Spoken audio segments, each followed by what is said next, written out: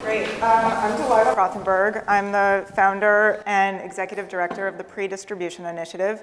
We're a new multi-stakeholder project that is designed to co-create new investment and fund structures that share more economics with workers and communities, that have stronger deal team incentives for ESG integration, and that ultimately focus on systemic risks such as income inequality and climate change.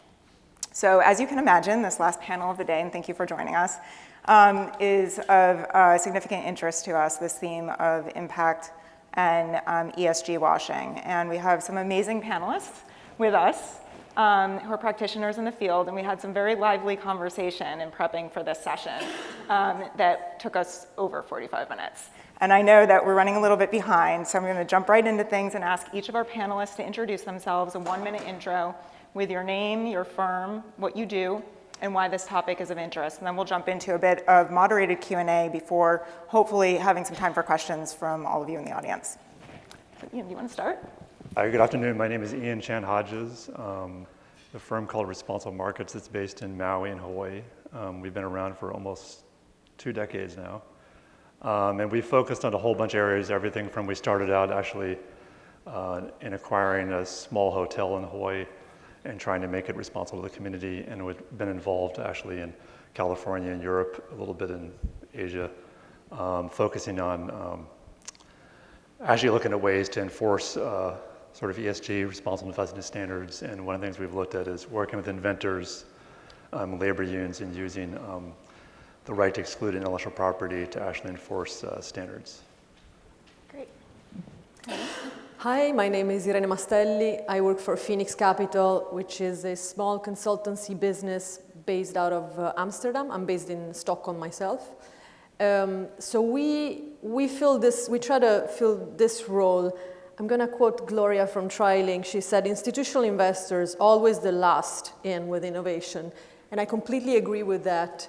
Our role is to help institutional investors make allocations to impact in a way that they think is high quality, institutional, at scale, etc. So we try to do this role of one-to-one advisory and convening, just exactly what we're doing here. We have a database of market return impact funds. So all the ways in which we can help catalyze the big institutional capital. Good evening, everyone. It's a pleasure to be here. And let me start by saying I love that these chairs are appropriately set up for women to be on panels on stages. I've been on, and all of us have been on too many panels where we're on these high chairs. I know this is the High Water Women Conference, but I love these chairs. Rekha, Unnithan, I'm the portfolio manager for impact investing in Nuveen, focused on private equity and real estate and impact. Helped create that strategy 8 years ago at Nuveen, and very happy to be kind of part of a sector that's fast growing and investing in some fantastic companies and projects that we hope will have a positive impact on people and planet. Most importantly, our sectors of focus on the low-income emerging customer and getting them quality access to basic products and services, and also investing in companies that are looking to bring efficiencies and value chains and how they operate, reducing waste, and thinking about energy first and foremost. Hi, I'm Emily Dwyer. I'm with Brown Advisory. I help to lead our firm's environmental, social, and governance research effort on the equity side of our business. Brown Advisory is roughly $70 billion in assets under management across the entirety of our business. $30 billion of that is within our proprietary institutional strategies across equity and fixed income, and that's where I sit. We manage sustainable investing portfolios that are really designed at investing at the intersection of strong business fundamentals as well as strong sustainable business advantages, and we really only invest at that intersection. Why this panel is relevant to me: a lot of my day-to-day is spent digging through researching companies, doing due diligence on potential investments or current investments that we currently hold, and a lot of that is just sifting through the greenwashing. More and more companies are producing sustainability reports, and so it just makes our job a lot harder to figure out what's real and what's more surface level. Hi, I'm Christina Leijonhufvud. I'm one of the founding partners of Tideline, which is a nearly 6-year-old impact investment consultancy firm. We work with a range of asset owners and asset managers on their impact investment strategies, impact management systems, various new products and platforms and tools. The topic of impact washing is super close to my heart. I feel like it's a very personal topic as well as one that's very relevant to our work. I spent most of my career at JP Morgan before starting Tideline. Before that was in international development. And a lot of what we do at Tideline is really helping our clients to sort of clarify their goals and their strategies and align sort of those strategies to what is truly in their competencies and capabilities. And so transparency, clarity, transparency, authenticity, and integrity are sort of part and parcel of everything I think we do as a firm. Great. So we have this proliferation of ESG and impact frameworks, right? We've got IRIS, GRI, SASB, the IFC Operating Principles, the Impact Management Project, the SDGs, if you consider that an ESG and impact framework. Are all of these frameworks helping us actually accomplish our goals? And we talked about this a little bit before, but one of the things that for the sake of the audience, one of the things that the Pre-Distribution Initiative is focused on is a lot of these frameworks look at the portfolio company level, but also the way we structure our investments has implications for society, for both people and the environment. So for instance, the 2 and 20 model of fee and carry in private equity results in significant compensation for asset managers, and their rate of wealth can grow at an exponentially faster rate than workers in or beneficiaries of portfolio companies, even if you're paying a living wage or doing something to help them build some wealth or investing in products and services for the poor. Similarly, there are a lot of large LBO private equity firms that are integrating ESG. However, they might put a lot of leverage on their portfolio companies, which can put the companies in a precarious situation and push risk down to workers if the companies can't manage that debt. And then, of course, where funds are domiciled, are they in tax havens? So these are some issues that we're thinking about and curious with the other panelists what your thoughts are on what other blind spots we might have, or how can we incorporate these issues into the existing frameworks. So maybe we'll direct this question to Rekha, Christina, and Irene, since you're particularly focused on these frameworks. Okay, I'll start. Somebody has to, right?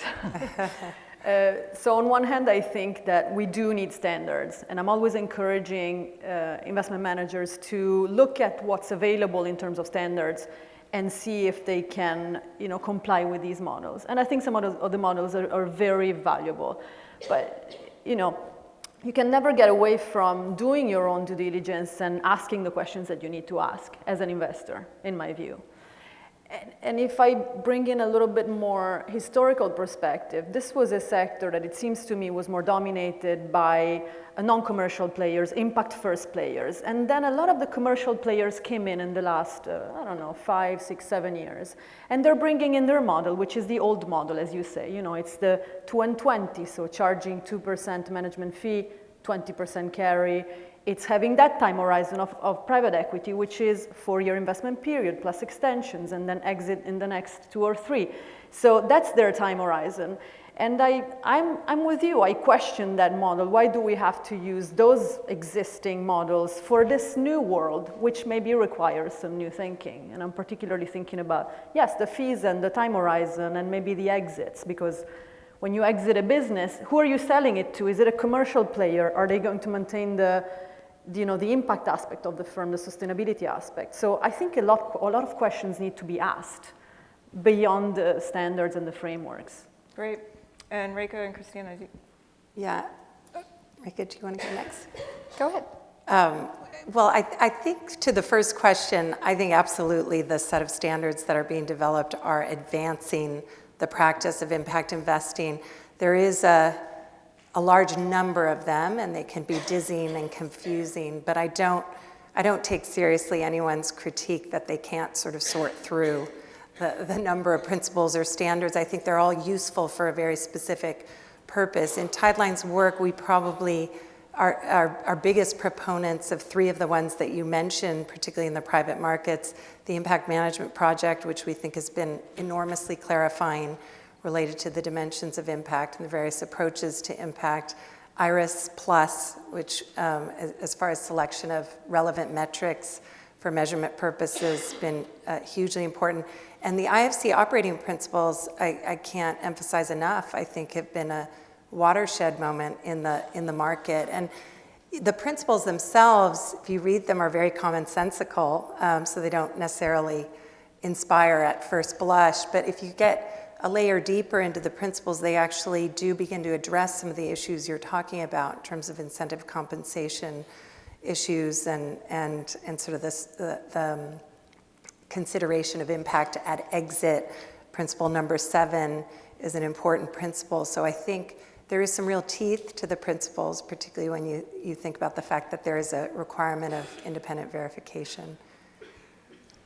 Yeah, I mean, to add to what Irene and Christina just mentioned, absolutely, there's been a proliferation of new standards, principles, frameworks, but I do think they are working in concert with each other to really create this overall complete picture of how an investor can actually put capital to work and what frameworks they can use. I am a big proponent of the newly launched operating principles that were led by IFC, slightly biased because Naveen was a contributor to crafting those principles, and I sit on the advisory board.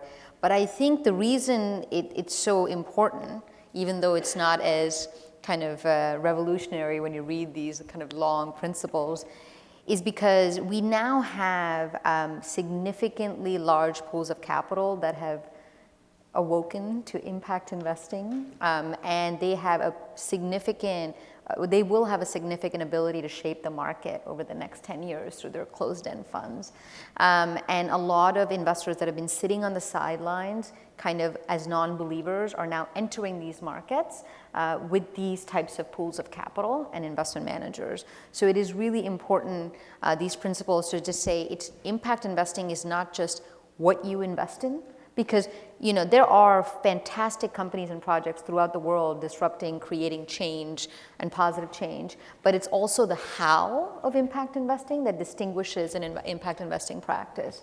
How you show up post-investment, what you do when you're sitting on a board of a company and driving strategic decisions around growth, rate of growth, partnerships, exits, product market fit, transparency of pricing, customer advocacy, and kind of really focused on what you're trying to solve for. And I think that's what these principles look to articulate.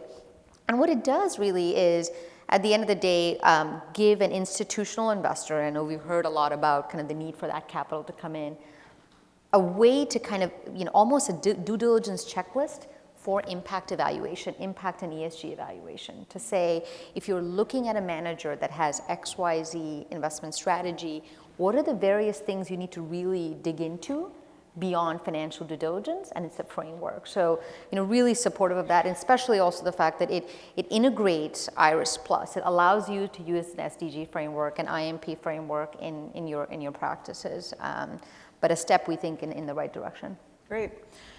Ian, you work directly with communities a lot. So based on your familiarity with these frameworks that we're talking about, do they address the community's concerns and needs on the ground? Do you feel that they're capturing what needs to happen?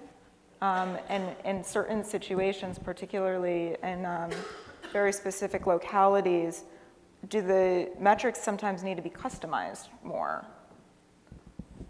Yeah, I think generally speaking, there's been a lot of advancement in this area, and it's very helpful. I think we're in the process in Maui of organizing an ESG investment summit for early next year. And in the process of that, we've actually bringing in the community college there, we've been bringing community members in to sort of talk about this. And a lot of these standards and frameworks On the one hand, they are somewhat accessible to the community. On the other hand, they're developed by people who sort of in a certain world, and so you kind of have to translate it. And so we spend time, like in Hawaii, we have a strong Hawaiian culture, a strong Asia Pacific culture. So we work on actually translating that into values that make sense in Hawaii and for Asia Pacific culture. So I think it's actually important to do that, and it's important to also get, we have a lot of investment is coming from public employee pension funds, and it's important to actually get the beneficiaries of those funds, everyone talks about fiduciary duty to the beneficiaries, but not a lot of people actually talk to the beneficiaries. And one of the advantages of public employee pension funds is the beneficiaries actually are in the communities. They're public health nurses, they're school teachers, they're firemen, they're wastewater management people. And if they can start to understand, we're talking about the frameworks and we can translate, like you're saying, sort of to local context, they can actually be very helpful in terms of determining what we should actually be pursuing and how those standards should look. The one question that comes up for me when we think about, the beneficiaries of a pension fund or the ultimate asset owners of an allocator versus, not to put them on two opposing sides, but or relative to what we sometimes also refer to as beneficiaries, but like the communities or the workers. I have a hard time reconciling in a globalized economy if the beneficiaries of a pension fund, for instance, have certain values, but the pension fund is diversified, geographically. The pension fund beneficiaries might not have the same interests and values as the people locally on the receiving end of the capital. And so, does anybody have any thoughts on how that could be reconciled? I have one quick thought about that, which is that I think if you look, we have a situation that was talked about earlier today in the second phase of the place-based investment, and we actually brought up an example of what's happening in Maui. So there's a Canadian pension fund that's allocated $600 million into this private equity firm in Maui that's acquired all this farmland and is trying to take control of the water. But so your question about is there sort of this possible value alignment between the beneficiaries and the pension fund in Canada and what's happening in the ground in Hawaii. And I think if you go back to this public employee aspect of it is, you do have these public sector labor unions that actually do have a lot of commonality. So the public sector labor unions are representing people in Hawaii versus the ones in Canada. They do actually talk to each other. And there's this thing with the labor unions, it's called capital strategies, where they're working in that. So I think there's a lot of, definitely not quite in alignment. There's a lot of opportunity for that. But I also think one of the things that kind of potentially, there's a misalignment of incentives. You talked about the 2 and 20 incentive structure. And the way it's structured right now is there's no way really to get information from the community back to the pension fund, in Canada in this case. It goes through the fund manager who, because they're being paid 2% fees, they have an incentive to kind of maybe, kind of fudge what's really going on. So I think there's real opportunity there, but I think there's a way to do it. Yeah, there seems to be room for opportunity for direct communication and transparency between workers and communities and the ultimate investors.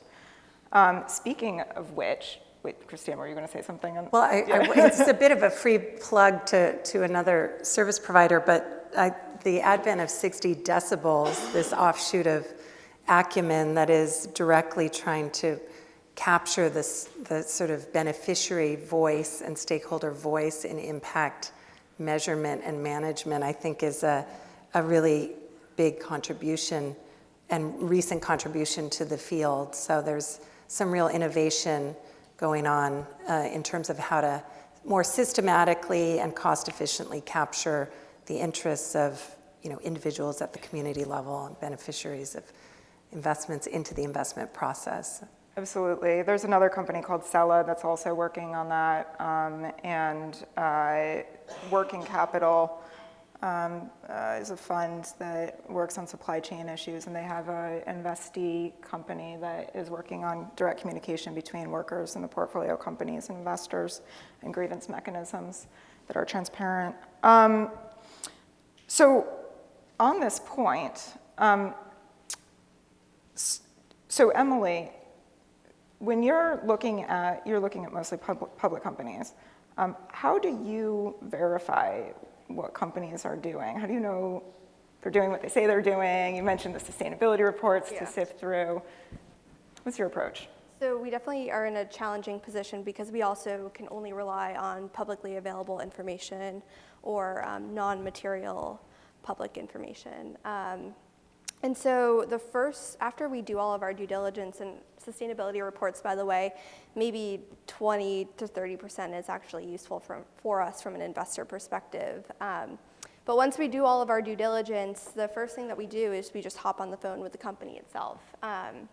So we set up a call. It's up to the company who they want to be on that call from their perspective, but it usually becomes pretty evident, even within 5-10 minutes of that call, if what the company's saying is just surface level or if there's actual teeth to everything that the company says that they're doing.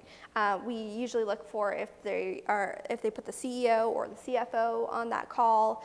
Those are people that are actually making capital allocation decisions within the organization. And so if we see kind of the message coming from the top, that's a huge indicator to us. Chief sustainability officers, if they're reporting up to directly the CEO or CFO, that's another thing that we look for. So the calls are hugely helpful. But in addition to that, we do a lot of investigative, boots on the ground research.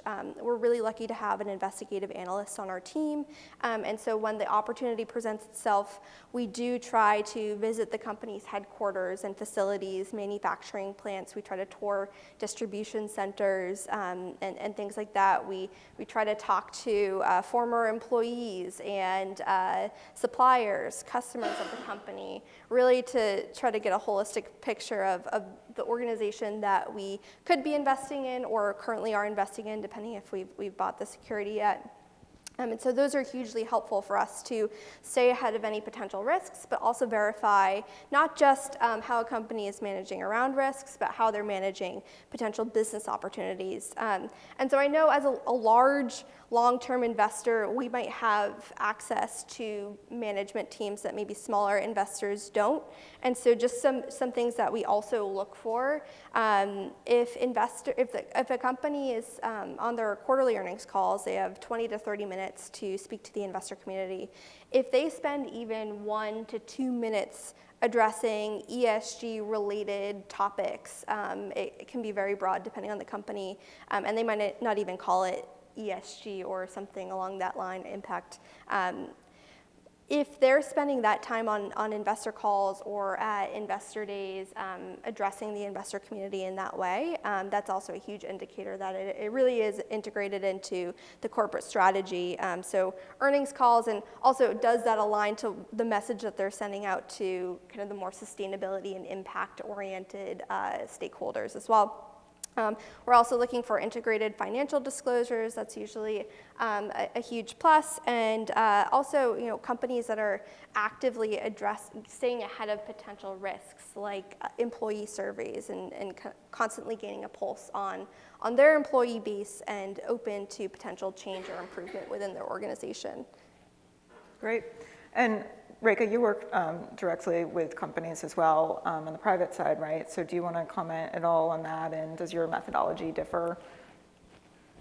Yeah, so there's a couple things. I mean, it's amazing to hear a public markets investor going this deep into kind of, visiting boots on the ground, because you really get a very good sense of what the company actually does when you talk to its customers, when you actually visit where it operates. And so that's part and parcel of private equity and real estate investing, right? So there's a lot of kind of touching and feeling the investments and validating. I think for us, this field of impact management and measurement has really evolved. In fact, in a couple weeks, we're going to be doing a look back of the past 10 years of the investments we've made, our journey, and kind of not just the numbers, but actually what we've learned from the numbers and commenting on that. So I'll give you an example. The two large pockets where we invest is real estate in affordable housing and financial inclusion in emerging markets. In affordable housing, what we were noticing as we were looking at our charts, and I have to give credit to my colleague Alison Spector, who actually did all the data crunching behind this to give us this kind of clarity, we noticed that the number of affordable units that we had in our portfolio was growing kind of drastically over the past 5 years as we were deploying more capital. We also saw that the kind of diversity of where these properties sat was widening. So we were not just investing on the coast, but across the heart of the country, which was all good. It was deeply affordable. We were focused on tenants making less than 60% of area median income. But one chart really scared us. We saw that the transit scores of our properties just was falling. And, we said, well, that's not good. Affordable housing needs to be near transit for it to be well situated.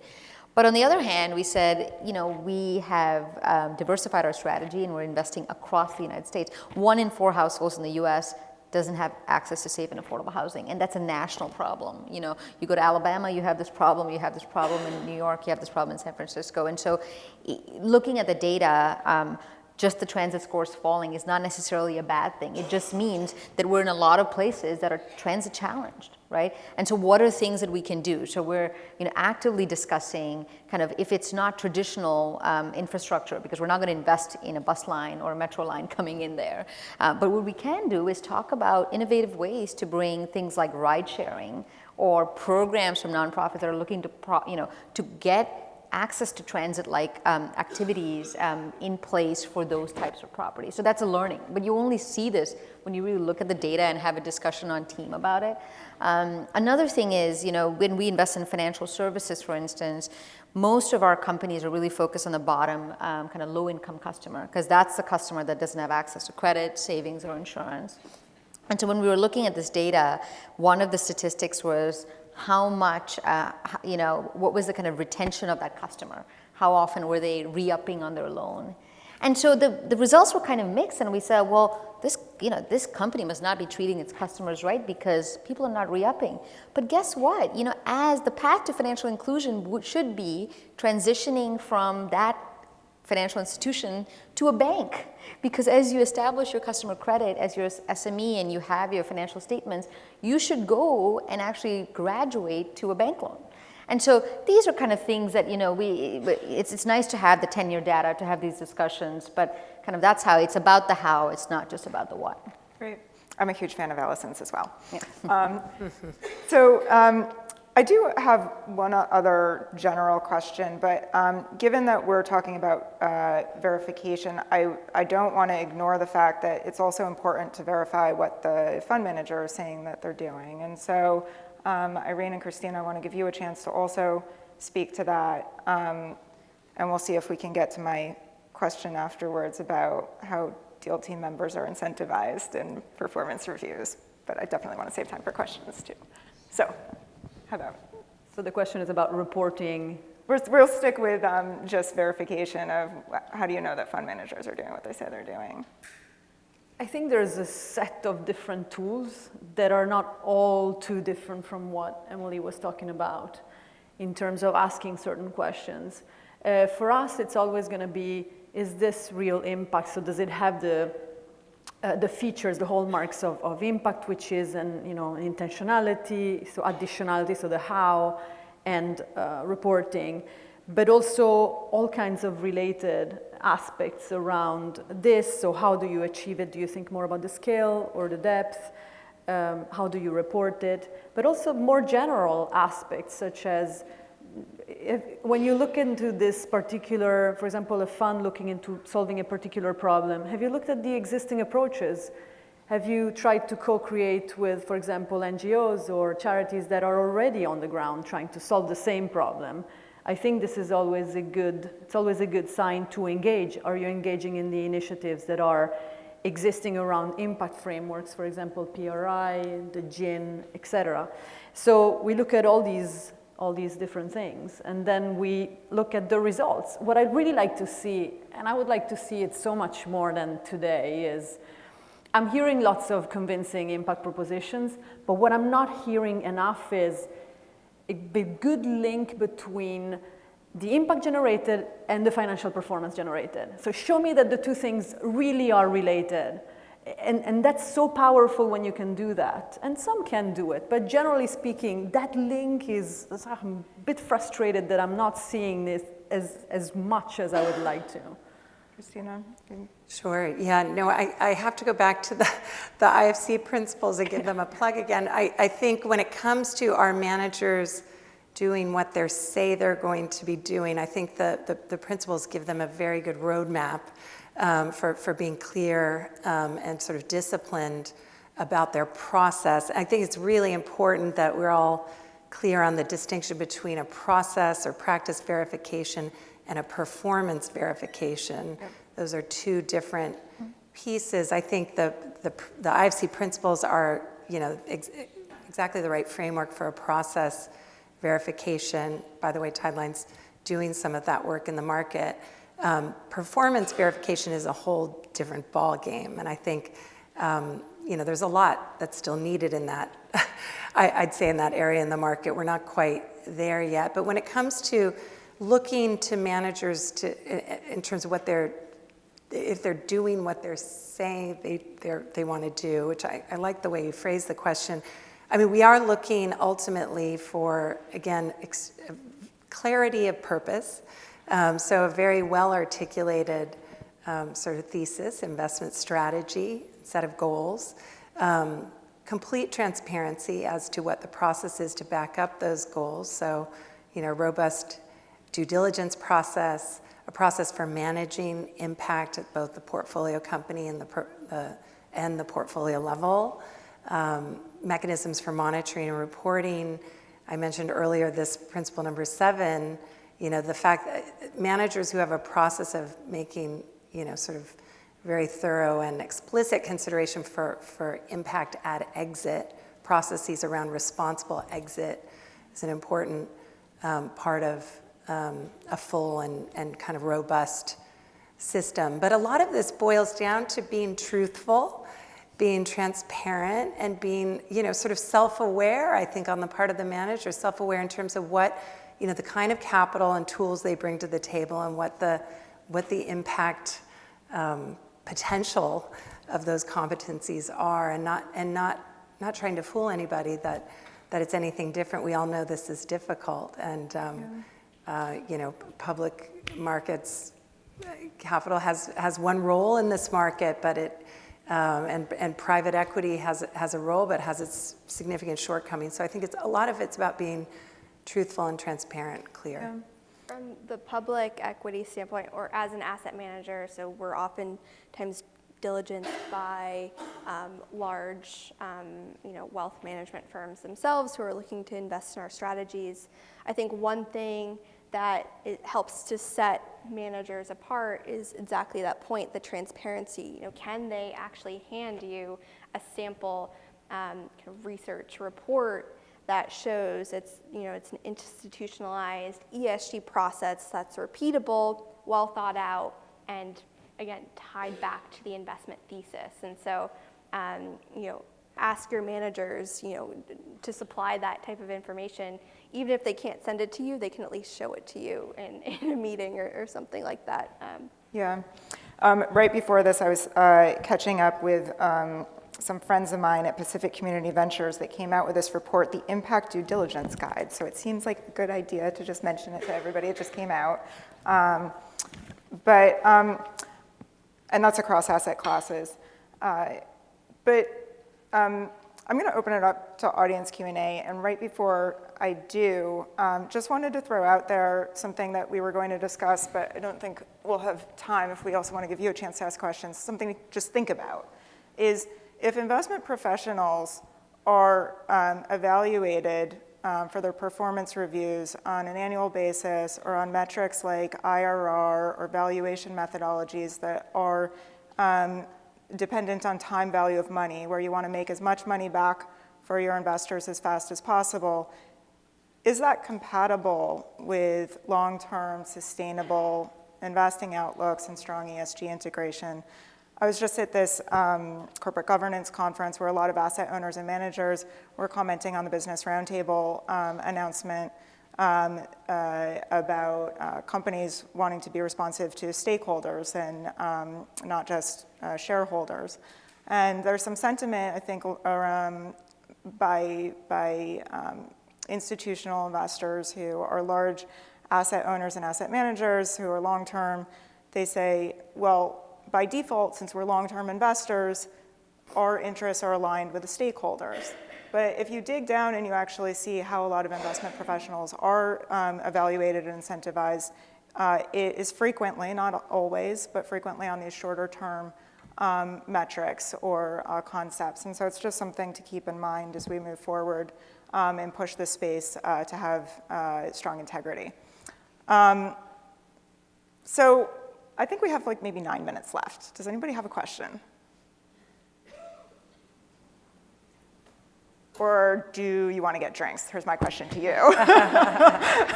We have a question. Okay. Great panel. Thank you all for your comments. My name is Paige Chappell. I'm the CEO of Eris.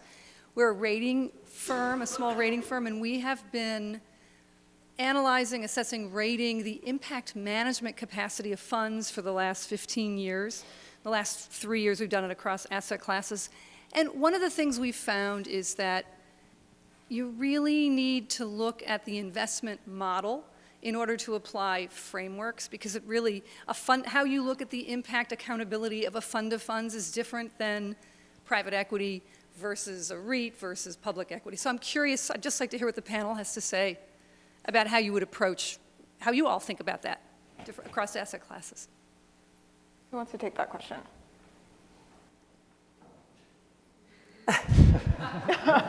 Are you looking at me for me to take that question? Well, I can jump in here. So yes, it's drastically different in High Page. Full disclosure, I sit on Page's board alongside Kim Schaefer. So we've had this discussion before. But yes, I think there should be acknowledgement that impact is different across asset classes.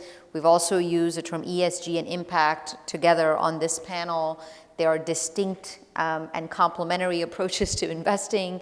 You can be an impact investor that has very poor ESG quality. You could be an ESG investor that doesn't care about impact, or do both, right?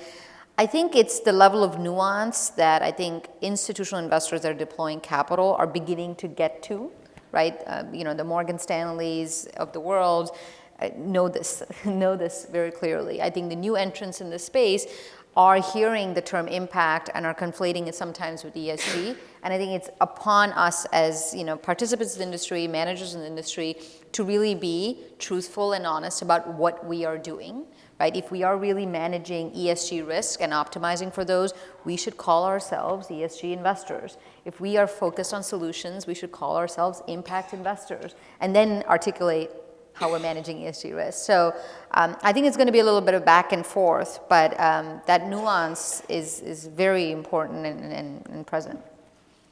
Yeah, I would only say there's no question that different forms of capital, different investment instruments have qualitatively different kinds of impact, and I think there's only certain impact approaches, if you will. If you look at the impact management projects, sort of avoid, benefit, contribute taxonomy that apply to sort of private markets versus public markets. But as far as evaluating a manager's process around whether it's ESG or impact, I do think there are some sort of fundamental and consistent elements that you'd want to see, whether it's a public markets manager or private markets manager, or even a fund of funds manager. And that is, a clarity of purpose, a robust process around managing ESG or impact, and a system of accountability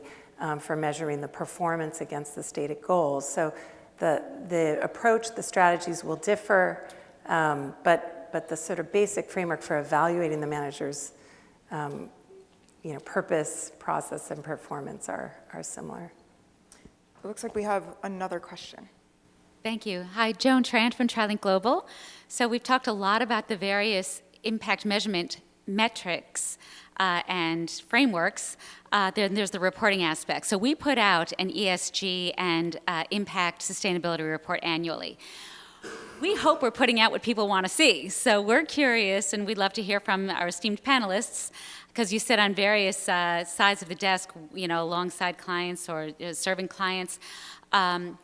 What do your stakeholders look for from you in terms of the actual reporting data, what frameworks, what type of information do they want, and then how do you deliver that? And how can we help you, we the fund managers, help you be more effective in providing that information in an easily digestible, analyzable way? Thank you. I think first of all, there's a degree of reporting fatigue that I'm perceiving on the market. If you're an asset owner, you're receiving all kinds of impact reports, and they're glossy with lots of pictures, but there's like CO2 reduction, and it sits next to number of jobs created, and it's hard to make sense of all this information. It's hard to consolidate it, and this is just the way it is. We need to accept it to some extent. What I would like to see is a clear indication of what the impact was achieved, how the impact was achieved, and how much impact was achieved relative to what a fund manager said they would do. So they said, we're going to try to solve this problem. We think we can generate this impact in this way. I want to see a narrative around these aspects specifically. Ian, I want to invite you to also just answer the question, because the question was worded, what are stakeholders looking to see? And I think that sometimes we think about stakeholders as just we think about reporting just for asset owners and allocators and investor to investor, but we don't think about. Well, I think I'm going to use an example of, I won't mention the institution's name because there's representatives in this room probably. But there's a large financial institution, one of the biggest in the country, they have a branch across the street in case you want to look at who they are. But they made a commitment to Native Hawaiians quite a while ago. And because they're a big institution, they decided that they were done. Like they said, we're done with this commitment. We made this very specific commitment, but we decided to sort of fudge a little bit, and now we're done. And because they're a very big, powerful institution, for them, that's good enough. We decided we're done. And I think that from the point of view of the various stakeholders, when it's very clear, because the criteria was actually very clear and it was sort of federally tracked, so it's pretty clear they weren't done. The question is, what comes next?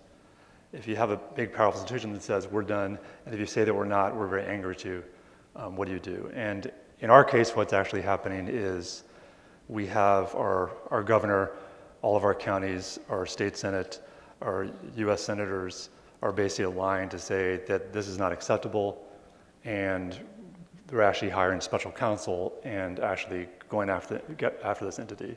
And I think part of the thing there is, to me, I don't want to sound too aggressive about this, but at some point you also need to there needs to be a consequence for sort of doing impact washing. And because you're a big institution, you can sort of say, we did it, and it doesn't matter what you think. And I think there needs to be an impact where you actually pay a price for doing impact washing. And the price is significant. And then ideally, other companies look at that and go, oh, we don't want to go there. So I think that's something that's actually necessary, is actually to have serious consequences when you do impact washing.